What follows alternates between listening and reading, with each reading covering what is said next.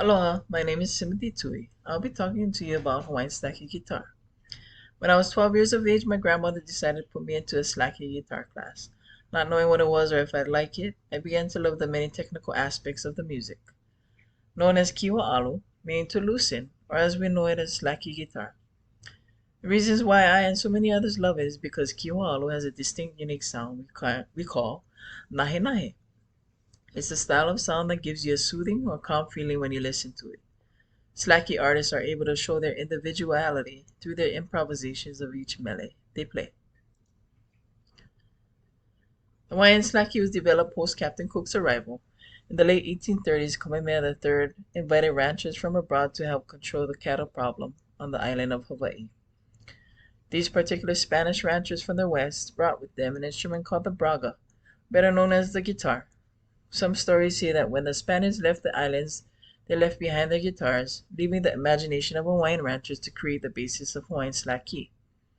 Kiho'alu quickly became the favorite pastime of Hawaiian families.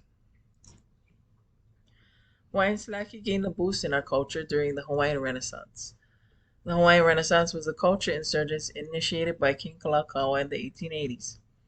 The king wanted to preserve the ancient Hawaiian music while innovating and encouraging new imported instruments like the guitar and the ukulele. During King Kalakaua's Jubilee in 1886, the entertainment included the guitar along with the ipu, the gourd drum, and the pahu, the skin drum.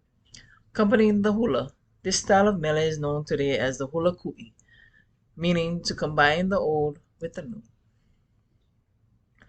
Some characteristics of kiho'alu is its distinct finger-picking style. The thumb provides the bass and rhythm chords on the lower pitch strings, while the other fingers simultaneously pick the melody on the higher pitch strings. In hula ku'i, the guitarist will play the melodic accompaniment, usually during the kaholo phases of the song, keeping the tempo for hula dancer and other musicians. Traditional rhythms are based on 2 or 4 beat patterns. Slack Key is broken into 2 categories. The first is the tunings. In the old days, tuning was a family secret, only passed on to those who seemed to be gifted in the music, as they were the ones to carry on that tradition. Some historians and musicians say this is what may have caused the music to almost be lost. Most common tunings used are the major or the open tunings. This occurs when the strings are strummed in an open position, with no fingers on the fret. The strum is an automatic major chord, making this a versatile style and easy to learn. Second category is styles. The older playing styles were simple. Musicians play with a deep sound, sticking closely to the melody and adding only a few ornaments. This basic style is usually played in a slow tempo. This is the style example of Auntie Alice Namakilua.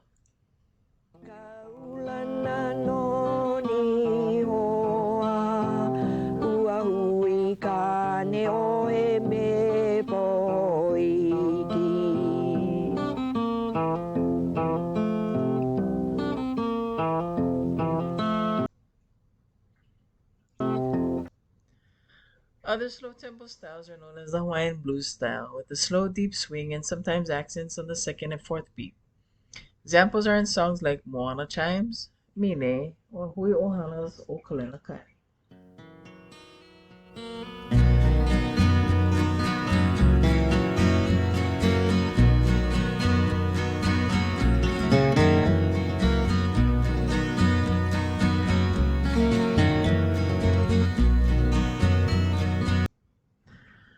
Other more recently popular styles include a slack jazz style that has musicians improvising with techniques such as the hammer on, the hammer off, and harmonics.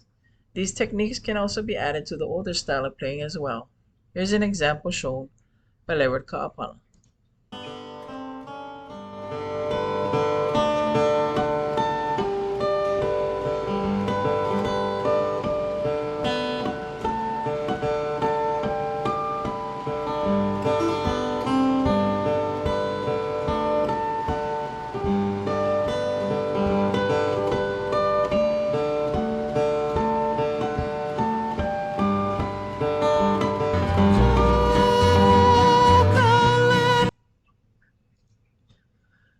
Traditionally, kiwa'alu was taught orally.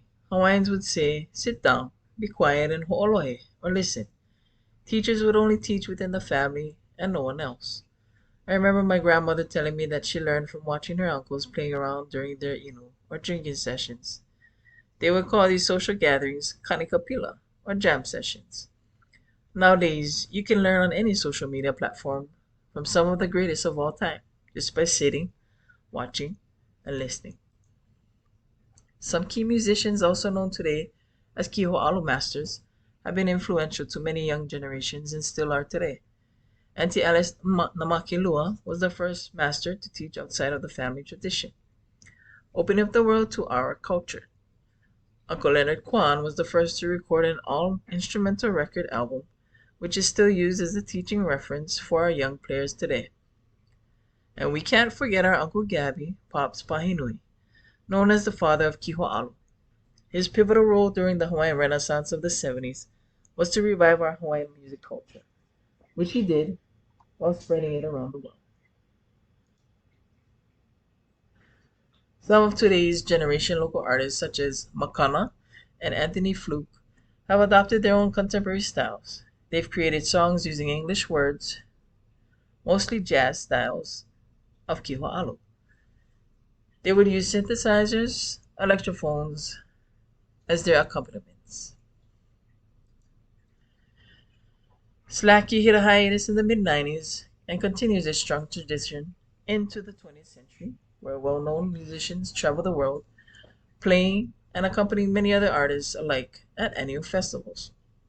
The few that stand out is the 41st annual Hawaiian Slack Key Guitar Festival, held in Honolulu, and the 17th annual Southern California Slack Key Festival.